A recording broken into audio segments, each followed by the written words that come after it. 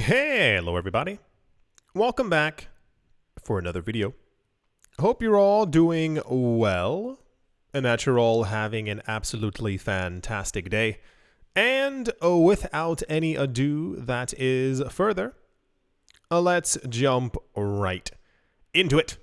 Bitcoin layer 2 startup known as Bob, not a joke, they're called Build on Bitcoin, known as BOB, has announced the launch of their public testnet, which intends to imbue the premier crypto network with the functionality of Ethereum. Here we go yet again. Over the course of the last, I want to say 6 or 7 years, there have been a lot of proposals to update or upgrade Bitcoin. As it appears that we will never see any significantly gigantic update on the core of Bitcoin, the very center chain. A lot of other people have made countless amounts of proposals to be able to find a way to scale Bitcoin in other ways.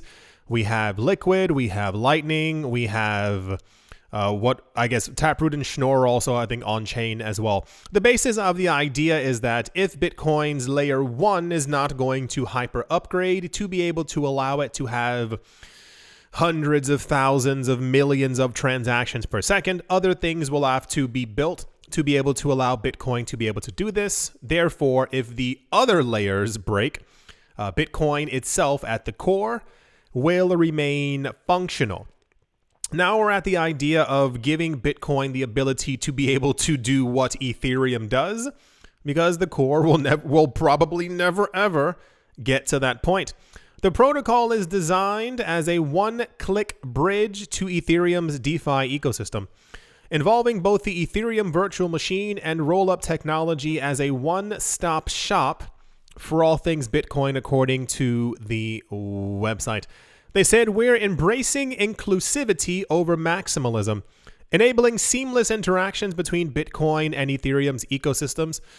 This is actually quite revolutionary for those of you who don't really get the gravity of that sentence.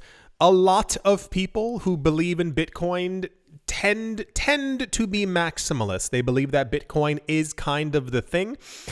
However, in the last couple of years, a lot of Bitcoin advocates have also come out heavily in support of Ethereum, as well as a light nod in their direction, not like shaking their hands, but being like, I see what you're doing. I understand you're also for decentralization as well.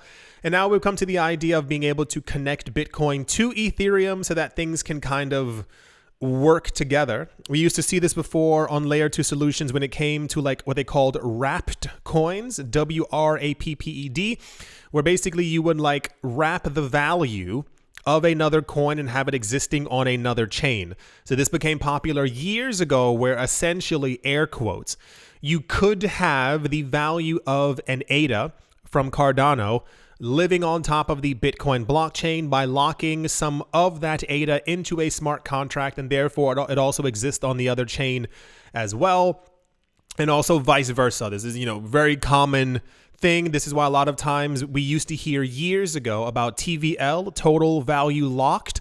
It mainly had to do with people locking their coins in another chain to kind of get the usability of the value from the other blockchain on the new chain as well. So the idea of them basically being like, hey, we're going to make sure that we kind of integrate these two things together in some sort of way is quite groundbreaking, because a lot of Bitcoin maximalists tend to just be Bitcoin maximalists.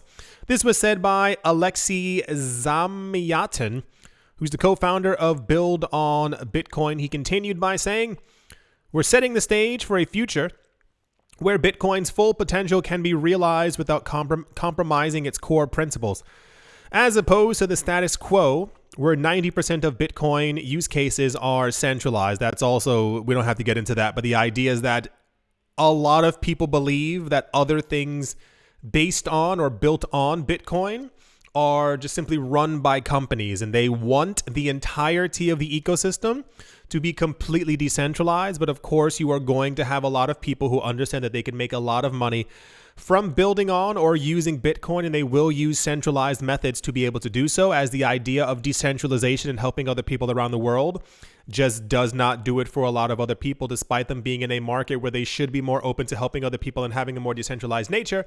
However, you can't change the world overnight. So yeah, yet again, another proposal by Bob, build on Bitcoin. Let's see if it actually ends up working. The announcements roll out quite heavily every time we get closer to a halving, because people want the hype to be there for their project as well. Usually, if you announce a project is going to be doing something and then the market ends up going up, a lot of people will take notice, and they might even sprinkle some money on your project and say, hey, I would like to see this succeed. And that's a very common and easy way to be able to make a couple of $1 million to be able to grow what you're trying to grow. That's the Bitcoin Bob news. Man, yeah. Let's move on. You know what? Sure, why not? In a bid to strengthen international cooperation on digital asset regulations, South Korea's chief financial regulator will be meeting with old man Gary Gensler in Washington, D.C. next month. South Korea's news outlet Chosun Biz has reported. For those of you who missed it, and if you did, I don't blame you at all. The world is now trying to come to grips with cryptocurrencies. And the issue is that every country has a very different way as to how they want to deal with them. So around the middle of last year, after the entire FTX fiasco was going on, which I still think was completely coordinated, came together all the countries, and they were like, oh, now FTX is scary, so we need to make something that is not scary. And they all held hands and sang Kumbaya and came up with the idea that they need like a relatively similar basis for cryptocurrency regulations, where it's kind of like a blanket over all of them that does the exact same thing at the exact same time. So you could not or would not be able to go from the States to South Korea to South Africa to France and do different things with your crypto. It would kind of all encompass the exact same banking and more or less securities laws that we currently have surrounding us right now. But the news is that Gary Gensler is getting on a plane, and he's going to be traveling and talking to the head of, I guess, their SEC within South Korea. South Korea's Financial Supervisory Service, or the FSS, Chairman Lee Bok-hyun and SEC Chairman Gensler will be focusing their discussions on cryptocurrency regulations, an issue that is becoming increasingly, they say, critical for Korean regulators. This meeting will be the first of its kind between the two leaders. The problem is, besides Gary Gensler, the main issue that's going to arise here is that if they're going to meet, usually what tends to happen is if you ask for audience from someone, it's because you like what they have to say. So if this guy in South Korea remotely likes anything that Gary Gensler has to say, the people of South Korea are in for a bit of a shebang, because they might start mimicking exactly what the US is doing, calling certain coins securities, which has not been a thing around other parts of the world. We went over that before. I'm sure a lot of you remember me ranting about it, because one of the most special things within the cryptocurrency space has been the idea that these things are securities. I don't think that any cryptocurrency is a security. I think that any product that might be built on top of a chain that gives you the expectation of profit from the inner workings of the company, of course, that would constitute a security. But saying that the actual coins on the chain, like Dogecoin and Cardano, are not securities, like they are simply coins on a chain that other people can buy and can use and can, swap for socks or whatever people are buying right now. But the problem is that it's mainly only been the United States that has a security classification for these kinds of things. And this is why you might remember the issue is that when they tried to start the lawsuit, or did start the lawsuit against Ripple and /XRP, every other country had already classified or said that XRP was either a currency, not that it was legal tender. They said that it was a currency and or it was a cryptocurrency, period. There was no classification of this is some type of a financial instrument that's going to be used similar to a stock or a bond in a stock exchange. Now, if Gary Gensler goes over there and convinces this guy, well, some of these coins do look like contracts, that could end very unwell for a lot of what's happening. He said, "We are coordinating specific programs and agendas with the aim of strengthening cooperation between the two institutions." Sure, why not? So apparently they have other laws in South Korea that are going to come into effect in July of 2024. I assume this is why they're meeting maybe beforehand, but yeah, I can't wait for Gary Gensler to no longer be in the SEC or the head of it. And I am always just terrified of what could come next, because every single person who takes over the SEC ends up being a worse monster than the last one. That's the Gary Gensler's getting on a plane news. And yeah, let's move on. And this was supposed to be news, but it's not really news, and people are constantly trying to scare other people about things that are happening. A U.S. appeals court has issued an order formalizing the seizure of 69,370 BTC and other cryptocurrencies associated with the former website that was known as the Silk Road. If you don't know what the Silk Road is, I don't, how? It's basically a website made years ago. I want to say 2011, 2012. It's a really old website where people were able to purchase things that governments don't normally have legally on their books. I think everyone got me. And the issue is that as this became a very popular place to transact, the government found out about it immediately, shut it down, and basically took all the Bitcoin, or a large amount of the Bitcoin that were actually from there. And it appears now that there's now another thing from a court who has ordered the additional seizure of the 69,000 Bitcoin that will then go to the U.S. government. They talk about the founder of the website is a defendant in the court document to comply. The formalization of government control over the seized digital assets involves funds previously obtained by an individual known as Individual X, as mentioned in the indictment. The individual is claimed to have infiltrated the website and seized control of the funds. The completion of the legal process underscores the government's authority over the seizure of digital assets linked to the website. Yeah, I was right. 2011. Okay, cool. And then they talk about what it was and what's going on. So this news was meant to once again terrify people. The idea being, one, the big bad U.S. government has stolen someone's Bitcoin. Actually, no, it was on a website that this allegedly that these people knew allegedly was illegal, and they kept on doing it. The U.S. government told them to stop, seize the Bitcoin. If you live in the world, that's just how things go. The other part of it is that now that the U.S. government has a formal recognition of being able to seize these assets, people were like, are they going to sell? Are they going to dump it onto the market? One, for those of you who don't know, what's happened before in the past. First of all, let me show you this, because I don't think a lot of people know this. For those of you not looking at the screen, it is an article from the Wall Street Journal. It says why the U.S. government has $5 billion in Bitcoin. Yes, over the course of the last 14 years, I would say 13 years, the U.S. government has done a very good job of accumulating a massive amount of Bitcoin for themselves. In the earlier days, when they were seizing the monies from different websites, we had a couple of really heavy-handed investors. It wasn't Novogratz. What's the other guy? Michael Saylor. I believe he was the first one to actually buy some, because the U.S. government was auctioning it off. And the problem was that the Bitcoin began to rapidly move up in value. And then when that happened, the U.S. government has basically just been, so they claim, has basically just been shutting down websites or things associated with something that they say is illegal, and has been seizing Bitcoin in a very genius way of not having to mine it yourself or buy it. You can simply be like, well, this is ours now.